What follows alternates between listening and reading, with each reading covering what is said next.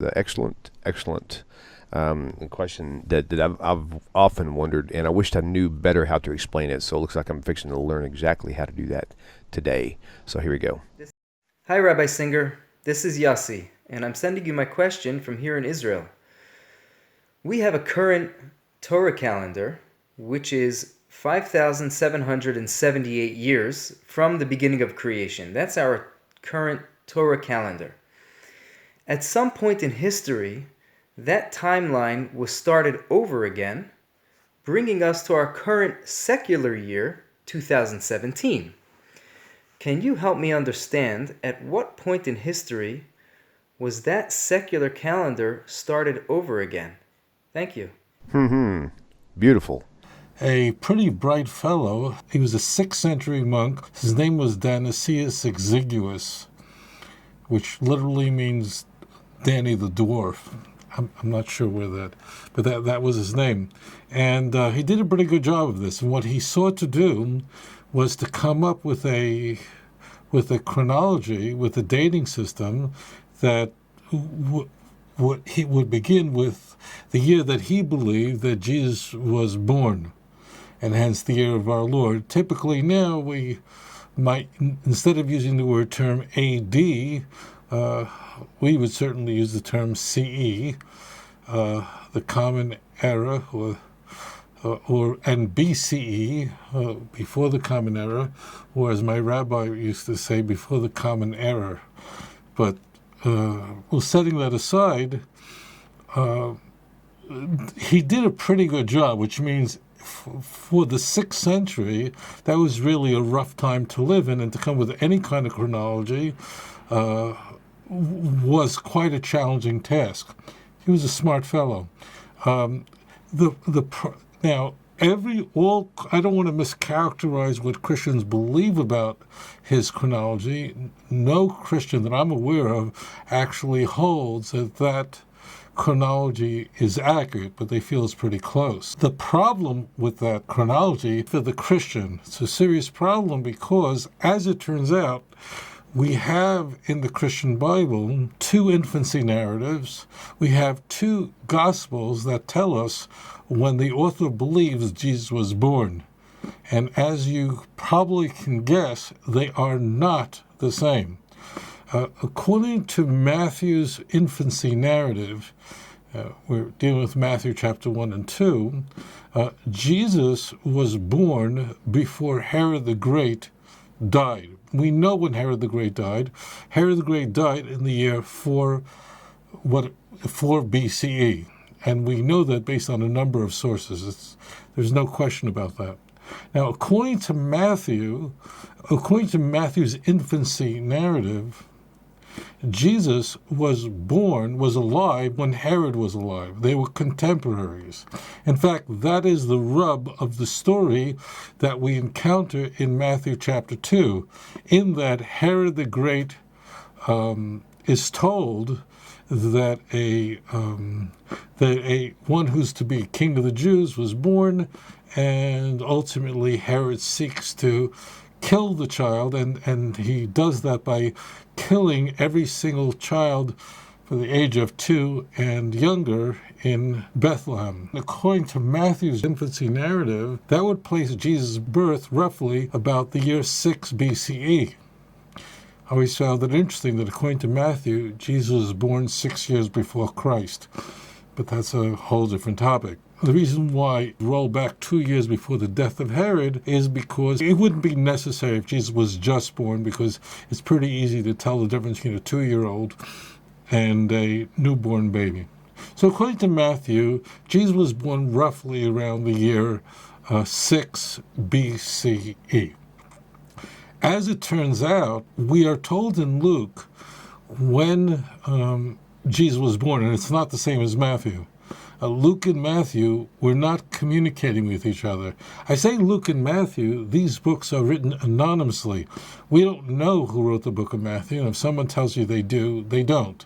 We don't know who wrote it. We don't know where it was written. We do know a lot about Matthew and Luke, and that is that both of these Gospels were written by highly literate Christians roughly 50 years after the time that Christians assigned Jesus' crucifixion.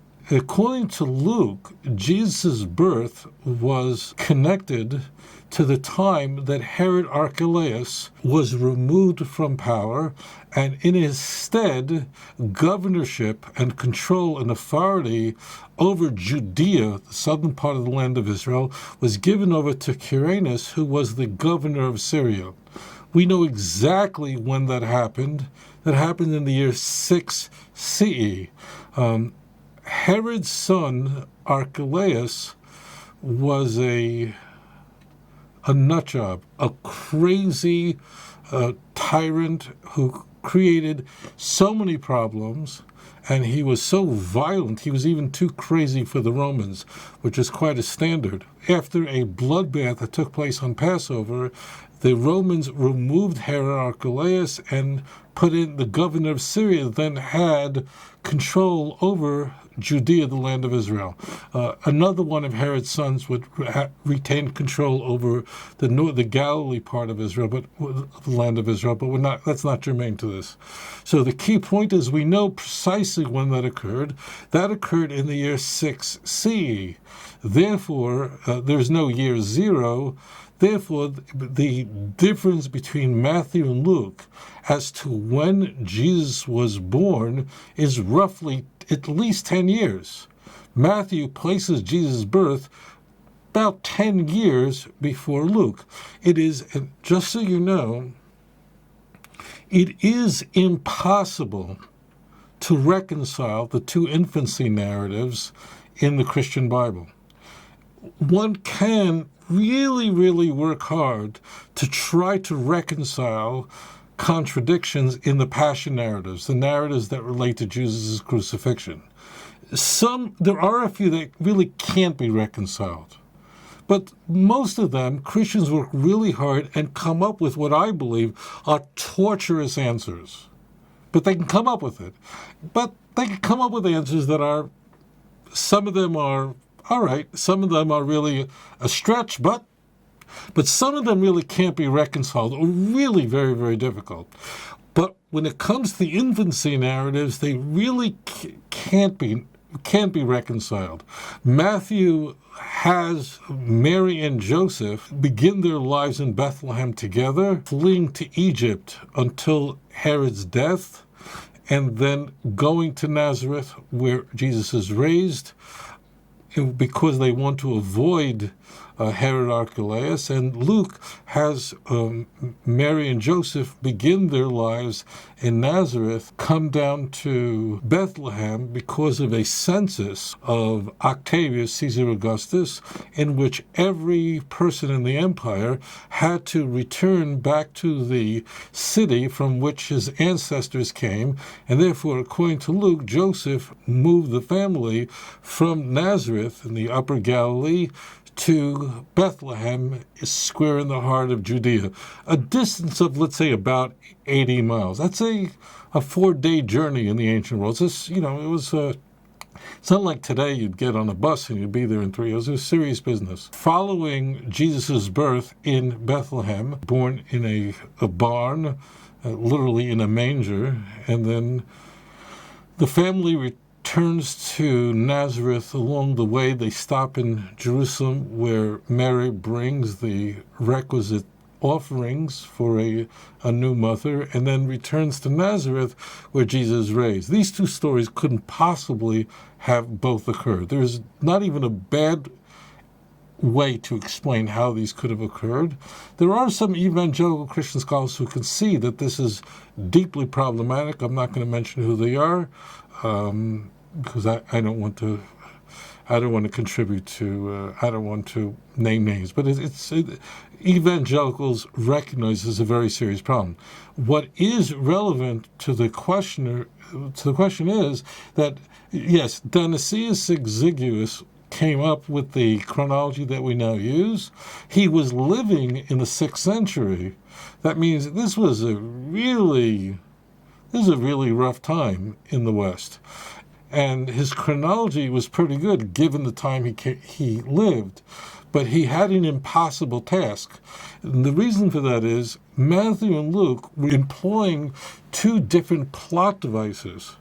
And the reason why Matthew and Luke had to use these very strange plot devices, it was known that Jesus was from the city of Nazareth. That's where he grew up. It's very unlikely someone would have invented that. Nazareth really was a one-horse town. It really was a nothing of a place. But both Matthew and Luke wanted to have Jesus born in Bethlehem because that was the city of David, meaning Bethlehem is a city in which David was born, and both of these authors wanted to have Jesus born in the city that David was born in. However, each of them independently came up with a creative plot device to get Jesus to be born in Bethlehem, although it was widely known that he came from Nazareth. In so doing, they came up with two very different plot devices. None of them are plausible. It is inconceivable that everybody in the empire in the first century had to go back to where their ancestors lived 1,000 years earlier. There would be no reason for that. There's no record of that in history. And moreover, that would have been impossible. I ask you the question, if you were told that you had to return back to the city where your ancestors lived 1,000 years ago, where exactly would you go? The empire certainly would take a census and did that numerous times for the purpose of taxation. And in the United States, there's a census taken, and in Australia, the same thing is done. But people who are counted in a census don't have to move. It's the census takers that have to move. No one could possibly move to where their ancestors lived 1,000 years ago, because no one would ever know that. And moving in the ancient world was something very, very difficult. The point is, it never happened. But what is germane to the question is that, in fact, Dionysius Exiguus had before him an impossible task, because he actually had two different infancy narratives that pointed to two different dates, and he sort of placed it right between Matthew and Luke. Our Jewish chronology of time is based on the chronology of the Torah and goes back to the creation of Adam, not the creation of the universe, but the creation of Adam, which was 5,778 years ago. Great question. Thank you for sending that question in. אדון עולם אשר מלך בטרם כל יציר נברא ועת נעשה בחפצו כל אזי מלך שמו נקרא ואחרי ככלות הכל לבדו ימלוך נורא והוא היה